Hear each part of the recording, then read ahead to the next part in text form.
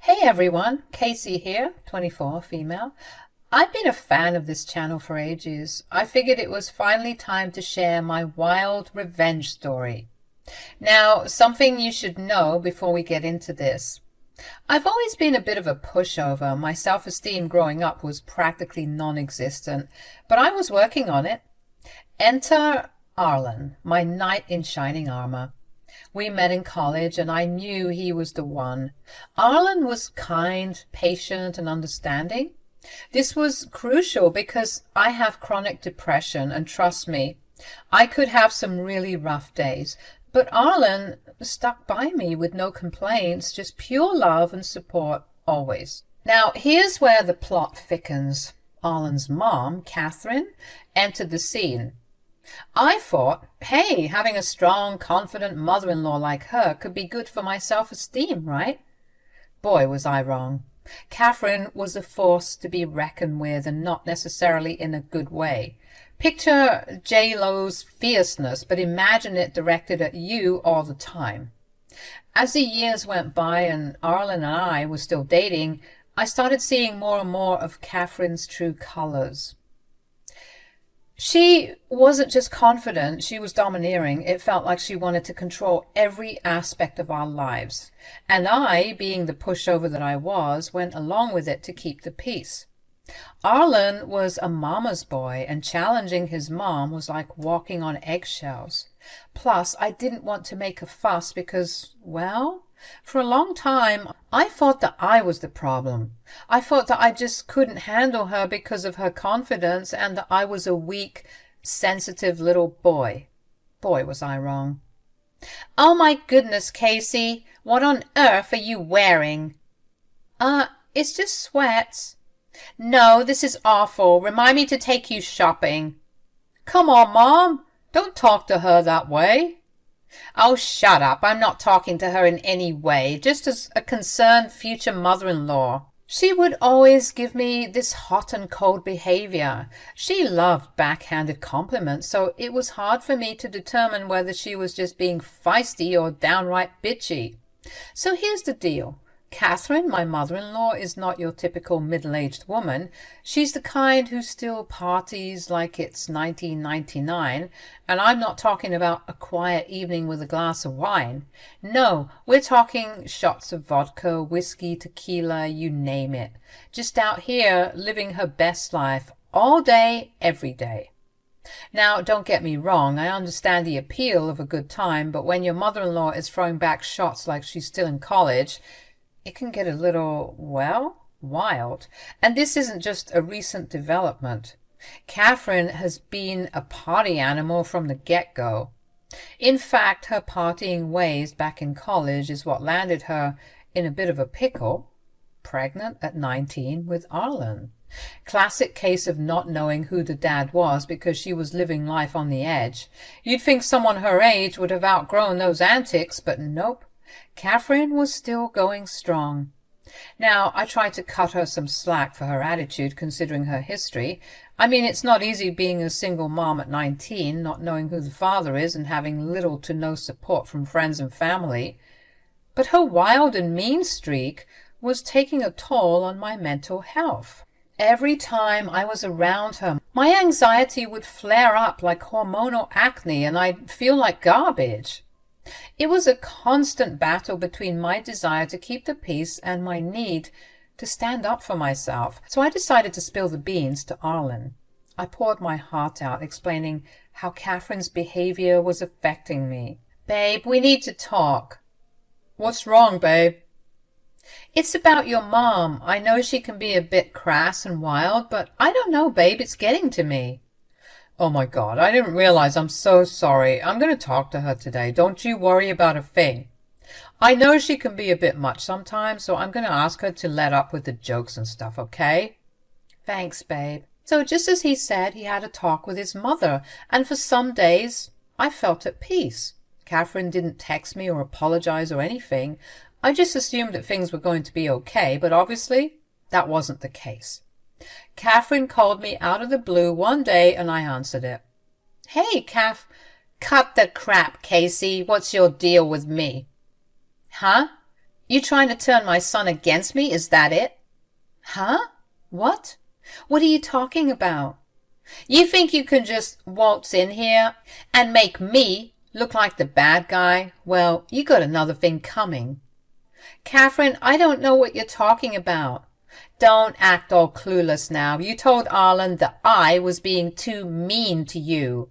It's not my fault you don't have any thick skin. I told him I'd tone it down or whatever. But believe me, I'm going to make your life a living hell. No one gets away with accusing me of something so stupid. I mean, seriously? Catherine, wait, please, let's talk about this. You couldn't even face me like a grown woman. How pathetic. You don't deserve any change or respect from me. Huh. Her threat scared the bejesus out of me, and it only made dealing with her more exhausting. But before I could say anything else, she hung up the phone and left me shaking, reaching for my anxiety meds. I didn't know what to say or do. It all felt like it was happening too fast. Unfortunately, she wasn't lying about what she said on the phone. As the weeks went by, it seemed like Catherine was on a mission to push every button I had. Snarky comments, passive-aggressive jabs. She was a master of the art. The tricky part was that whenever the three of us hung out, Catherine would flip a switch. While Arlen was around, she'd act like the sweetest angel to me, making him all happy. But the moment Arlen left the room or wasn't there, it was a whole different story, vicious and rude with no holds barred. It was like living in a twisted game of good cop, bad cop. I felt like I was walking on eggshells, not knowing which version of Catherine I'd encounter that day, always depending on Arlen to be there with me so that I could avoid her crap. The mental gymnastics of trying to keep up appearances were draining the life out of me. I was scared and exhausted, and I didn't know what to do. You might be wondering why I didn't just talk to Arlen again. Well, to be honest, I was scared. The fear of what Catherine might do if Arlen found out about what she was doing scared the crap out of me. I just decided to become a puppet in her little charade, all for the sake of keeping the peace. But whose peace was I keeping? Telling Arlen the truth felt like opening Pandora's box. What if he didn't believe me because of how nice she was acting? What if he would confront her and she would put on a show and flip it back to me? What if he did believe me and the situation would just strain his relationship with his mom even more? 1,000,001 things could have happened, and I wasn't about to find out. I felt trapped in a no-win situation, silently enduring the storm that Catherine had let loose. Days turned into weeks, and I became a master of putting on a facade, smiling through the torment, pretending everything was hunky-dory. All the while my stomach churned with anxiety. It was a relentless game, and I was on the losing side, unfortunately. I didn't know if I could handle this any longer. I was even on the verge of telling Arlen about everything, but I kept on second-guessing myself. A couple of years went by, and I did my best to avoid Catherine, but obviously I couldn't hide from her forever. You'd think she'd get tired of bullying me, but I guess I was an easy target for her. So she just kept going on and on. She'd say things like, "You're so useless. I don't even know why my son is dating you." And, "You're taking all of these meds, but you're still such a shaky little mess. I think you need to get a refund, sweetheart. This is all so pathetic." I was about to lose it. I was even considering ending things with Arlen, even though that would crush me, but I wanted to prioritize myself and my mental health. And at the moment, that seemed like the only solution. But one day, I found a ring in Arlen's jacket. He was planning on proposing. My heart melted instantly, and I knew I couldn't leave him. He wanted to marry me. Me, of all people. Could you believe it? I was over the moon. And those rose-colored glasses were on, honey. I started thinking that maybe Catherine would finally respect me if she saw that we were engaged, so I decided to button my lip about ending things and start being hopeful for the future. Well, after all the proposal excitement, I turned 23, and guess what? Arlen decided to pop the question on my birthday. It was like a dream come true. I, of course, pretended like I knew nothing about the surprise, and we were over the moon. Surprisingly enough, just as I had hoped, it seemed like even Catherine was catching the love bug too. When Arlen dropped the news, she was actually happy. For once, it seemed like she was easing up on me, and it was a pleasant surprise. With wedding bells ringing in our future, I foolishly thought maybe we were turning a corner in our relationship. Perhaps becoming family officially would thaw out the ice between me and Catherine. Fast forward 2 months and the wedding was in full swing. Everything was rolling smoothly, and even Catherine was doing her usual party antics, downing drinks like there's no tomorrow and dancing like it's her personal nightclub. People either laughed, joined in, or judged her with their friends. All I know is that everyone was having a good time, and I couldn't ask for anything more. At least she wasn't being snarky or rude for once. A girl deserves some peace on her wedding day, right? Arlen and I were on cloud nine, of course, soaking in all the love and joy. The day was special, one for the books. I couldn't have asked for a better wedding with such a high. I figured it was finally time for me and my mother-in-law to turn over a new leaf. So a couple of months into wedded bliss, I thought, why not? Let's invite Catherine for coffee. Just a casual hangout to build a bridge. I dialed her number, hoping for a pleasant conversation, but oh boy, was I in for a rude awakening. The moment she picked up the phone, it was like a switch flipped yet again. The warmth was replaced with frostiness, and she unleashed her mean and nasty side on me just like before. I was taken aback, wondering if I had dialed the wrong number, but no, it was Catherine, back to her old self. You think you can invite me to coffee? What makes you think I would want to be seen alone with you in public? I'm already forced to hang out with you enough. But I thought that things were better between us. Ha, better? I never cared for you, Casey. I want you to know that. Then why were you being so nice to me these past couple of months? What was up with that? I was only doing that because I knew you had a wedding to plan. Sheesh, you think I was actually being nice? Don't make me laugh. You know what, Catherine? I did think you were being nice. Listen, you should be thanking me, okay? I cut you some slack because I knew my son would notice you being all depressed and mopey during your wedding planning.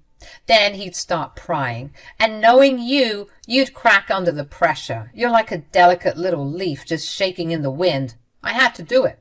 Consider it a wedding gift. Tried to salvage the conversation, thinking maybe it was just a bad day for her.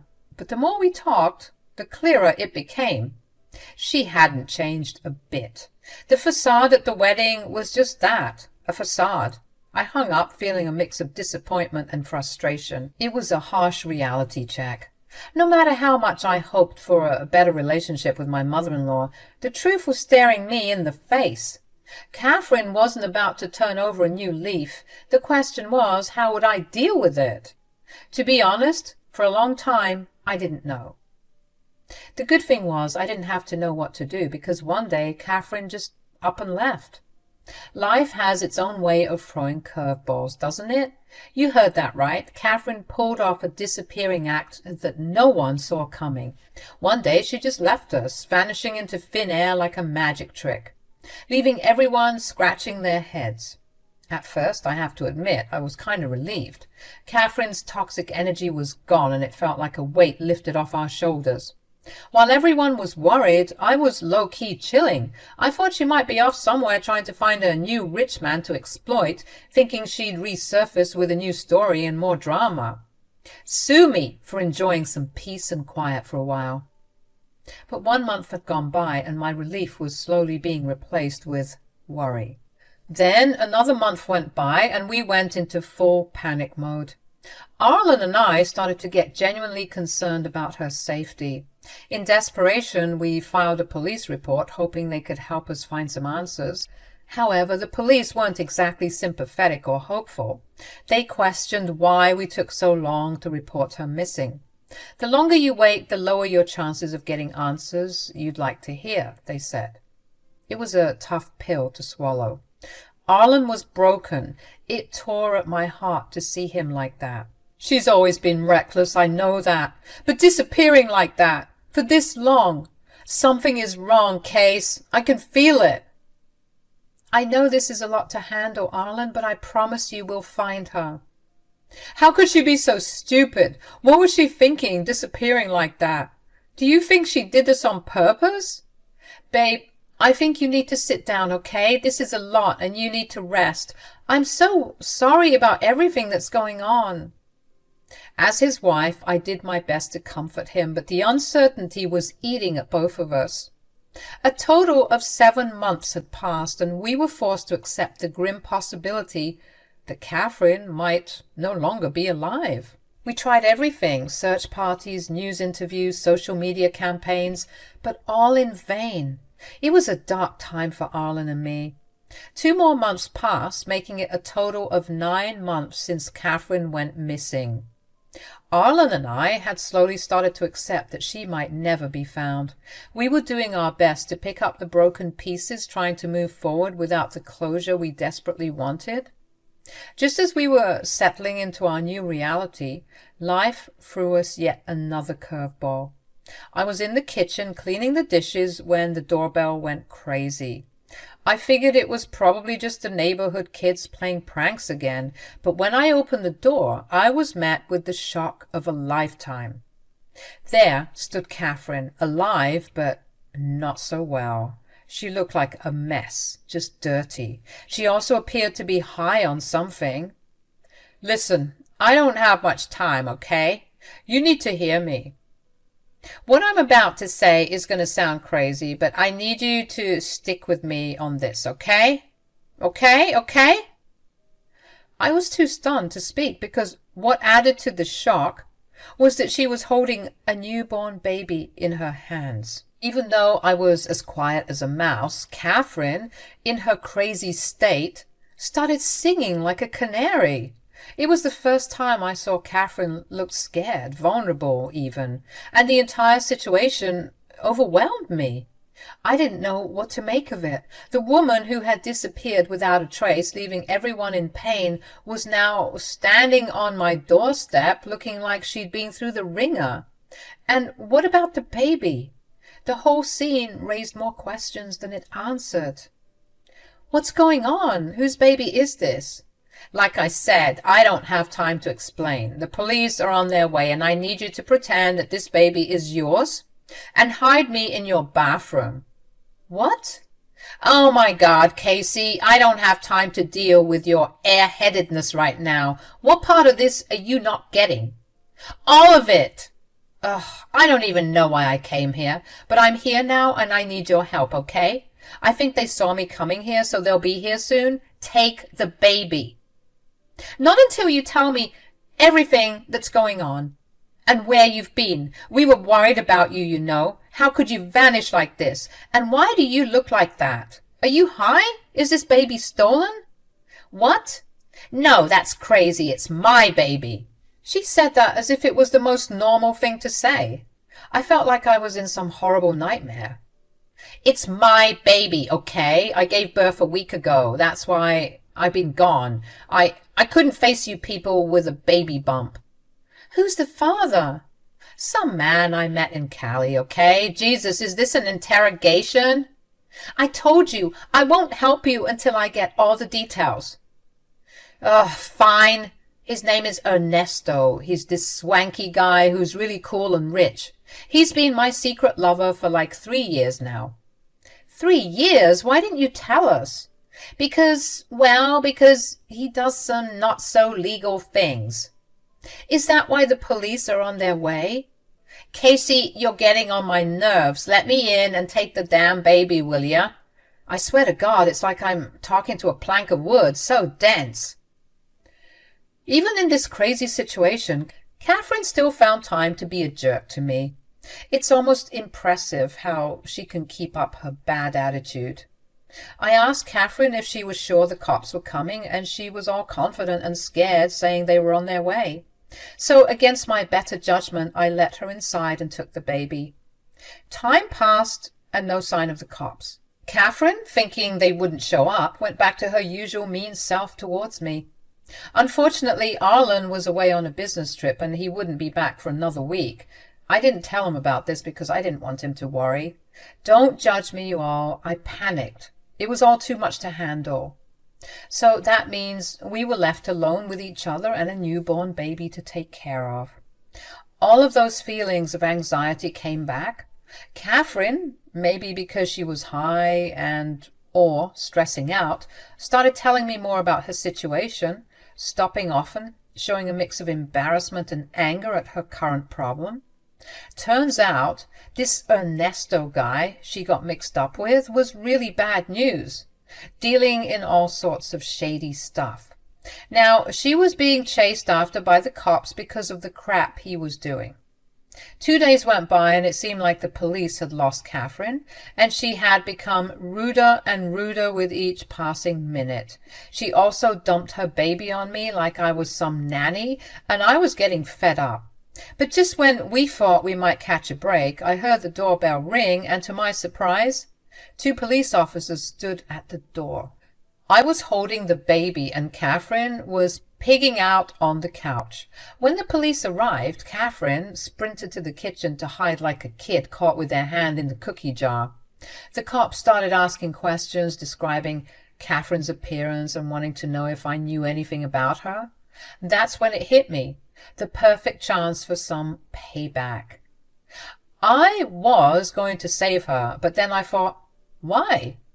Because all she's ever done is treat me like crap. Even now, after clearly making such a big blunder, she was being mean and pawning her kid off to me like she didn't give a damn. She didn't deserve any sympathy from me, so guess what I did? I spilled the beans, telling them I knew exactly who they were talking about, and surprise, she was in my house right now. The police looked relieved and explained that she was a dangerous woman with a lot of questions to answer, saying that they had been searching for her for ages. They said she needed to be arrested ASAP for her shady dealings. But before they could barge in and take Catherine away, I was asked if I could have a minute to talk to her. So there we were, me, the baby, and the cops all huddled in the kitchen where Catherine was shaking like a leaf. "Casey, what the hell? You let them in?" Yes, I did. "Why would you do that?" "Because you're an awful person and you clearly need to be locked up. I don't know what you did exactly, but you're finally going to get your karma." Catherine started bawling her eyes out, begging me to forgive her and to tell the cops the truth, but I wasn't about to cut her any slack and make up a story for her. I started snitching to the police, recounting everything Catherine had confided in me over the past 2 days, and telling them that she was dangerous. As Catherine cried and shook, the police led her away, and I couldn't help but throw a little sass her way. "Who's the one shaking like a leaf now?" So now I'm just here waiting for Arlen to come home from his business trip. I don't even know how I'm going to tell him about all of this. And on top of that, we have to raise his half-brother because of this drama. Please help me out in the comments, you all. Give me some advice on how to handle this situation, please. Despite the craziness and having to face my husband, one thing I can appreciate is that Catherine's in a holding cell, awaiting trial where she clearly belongs.